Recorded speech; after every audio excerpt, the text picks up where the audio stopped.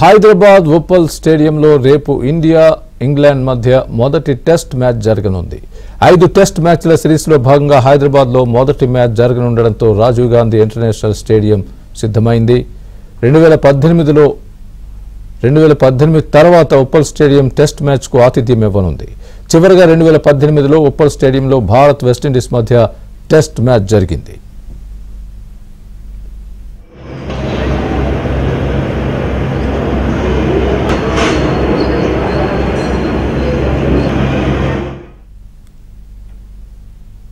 రేపటి India England మొదటి test మ్యాచ్కు అన్ని ఏర్పాట్లు చేశామని హెచ్సీఏ అధ్యక్షుడు జగన్మోహన్ రావు అన్నారు. గందరగోళానికి తావు లేకుండా ఆన్లైన్ ద్వారా మ్యాచ్ టికెట్స్ విక్రయించామని అన్నారు.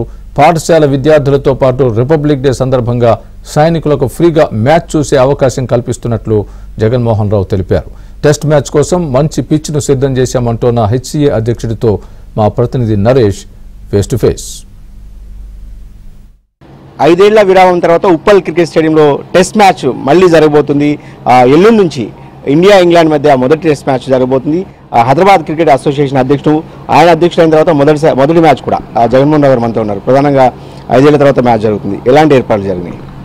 నిజంగా కూడా 5 ఏళ్ల తర్వాత మ్యాచ్ జరుగుతుంది. కాకపోతే ఇంకొక విషయం ఏంటంటే మధ్యలో 2 years కోడ్ వల్ల పూర్తిగా స్టేడియం అంతా ఇబ్బందికరంగా జరిగింది. అందుకనే మేము రాగానే ఇమీడియట్గా స్టేడియంని పూర్తిగా రివామ్ చేశాం. మీరు చూస్తే కొత్త సీటింగ్ కానీ, కొత్త కెనోపీ కానీ, కొత్త లైటింగ్ కానీ, అంతేకాకుండా పిచ్ని కూడా చాలా బాగా తయారు చేశాం.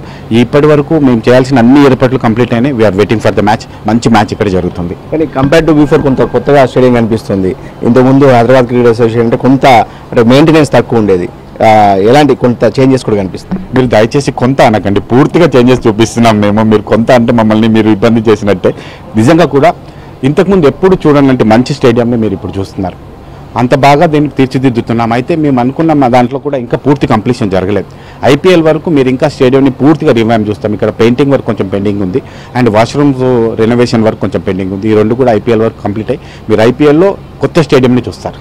ఇప్పుడు కూడా మ్యాచ్ అంటే ప్రధానంగా హైదరాబాద్లో టికెట్స్ కొంత గొడవ జరుగుతూ ఉంటుంది. ఇలా ఈసారి ఎలాంటి జాగ్రత్తలు తీసుకున్నారు? టికెట్స్ ఎన్ని అందుబాటులో ఉన్నాయి, ఎన్ని సేల్ అయినాయి? నిజంగా మీరు అన్నట్టుగా ప్రతిసారి టికెట్స్కు బాగా గొడవ ఎందుకు జరుగుతుందంటే, నేను వచ్చిన తర్వాత అసలు ఏంటి ఇష్యూ అని చూసుకుంటే హైదరాబాద్లో క్రికెట్ లవర్స్ ఎక్కువ ఉన్నారు. చాయ్, బిర్యానీ, క్రికెట్ వాళ్ళ జీవితంలో ఒక భాగం అయిపోయింది.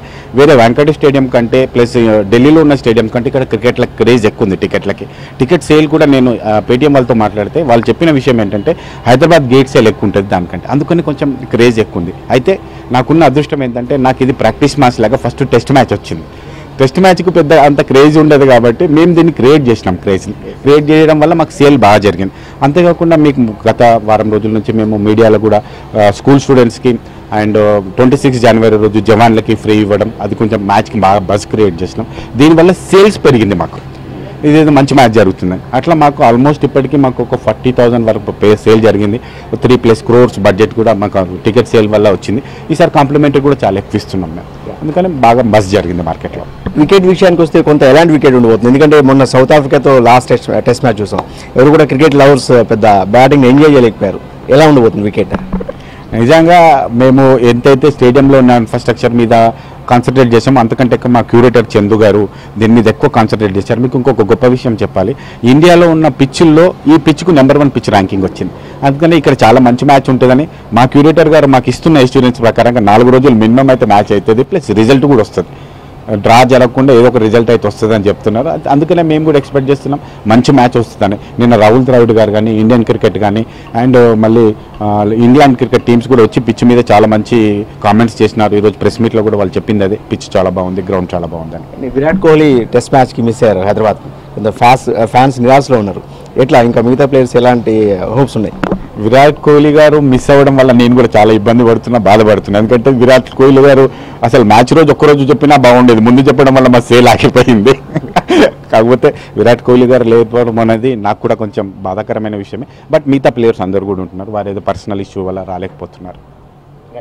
థ్యాంక్ యూ అండి. ఇది మొత్తంగా ఐసీఏ అధ్యక్షులు చెప్తున్నారు. ఏదైతే ఒకసారి వికెట్ చూడొచ్చు మనం. దాదాపు 2018లో ఇండియా వెస్టిండీస్ మధ్య జరిగిన ఆఖరి టెస్ట్ మ్యాచ్ ఇది లాస్ట్. మళ్ళీ తిరిగి దాదాపు 5 ఏళ్ల తర్వాత ఇక్కడ మ్యాచ్ జరగబోతుంది కాబట్టి హైదరాబాద్ క్రికెట్ అసోసియేషన్ ఈ మ్యాచ్ అత్యంత ప్రతిష్టాత్మకంగా తీసుకుంది. ఏదేమైనప్పటికీ కూడా కొంత 5 రోజులు అంటే ఏదైతే మ్యాచ్ గురువారం నుంచి ప్రారంభం కాబోతున్న నేపథ్యంలో ఖచ్చితంగా రిజల్ట్ అయితే వస్తుందని చెప్పి భావిస్తున్నారు. ఎందుకంటే తాజాగా సౌత్ ఆఫ్రికాలో జరిగిన 2 టెస్ట్ మ్యాచ్లు 2 రోజులు అంటే ఒక్కొక్క టెస్ట్ మ్యాచ్ ఒక మ్యాచ్ 3 రోజుల్లో, రెండో మ్యాచ్ 2 రోజుల్లో ముగిసింది. కాబట్టి ఖచ్చితంగా ఈ మ్యాచ్ మాత్రం 5 రోజుల పాటు కొనసాగుతుంది. ఖచ్చితంగా రిజల్ట్ కూడా వస్తుందన్న ఆశాభావాన్ని ఎస్సీఏ ప్రతినిధులు వ్యక్తం చేస్తున్నారు. ఏదైనప్పుడు కూడా కొంత విరాట్ కోహ్లీ లేకపోవడం మాత్రం కొంత నిరాశ కలిగించే అంశం.